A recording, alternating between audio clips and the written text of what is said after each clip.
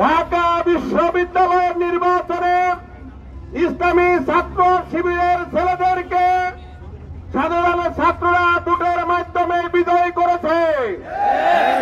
জাহাঙ্গীরনগর বিশ্ববিদ্যালয়ে দীর্ঘ ৩৩ বছর সেখানে ছাত্র শিবিরের নাম নেওয়া যেত না।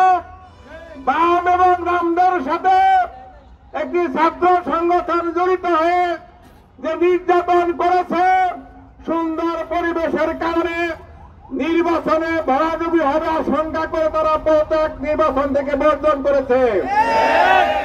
গতকালকে গণ বিশ্ববিদ্যালয় নির্বাচনে এই জাতি দেখিয়ে দিয়েছে, ছাত্র সমাজ দেখিয়ে দিয়েছে কারা দেশের জন্য যোগ্য এবং উপযুক্ত।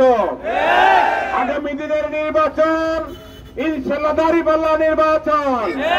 আগামী দিনের পার্লামেন্ট আর কুলারের পার্লামেন্ট। আগামী দিনের বাংলাদেশ চাঁদা মুক্ত বাংলাদেশ। আগামী দিনের বাংলাদেশ দখল মুক্ত বাংলাদেশ। আগামী দিনের বাংলাদেশ মেহনতি মানুষের বাংলাদেশ। আসুন আমরা সকলে মিলে একজুট হয়ে সকল ধর্ম বর্ণ মানুষের কাছে যাব। সকল ধর্ম বর্ণ মানুষ একত্রিত হয়ে আগামী দিনের পার্লামেন্টে ঢাকা 19 দাঁড়িপাল্লা মার্কাকে বিজয়ী করবে সেই প্রত্যাশা রেখে আপনাদেরকে ধন্যবাদ জানিয়ে আমার কথা শেষ করছি।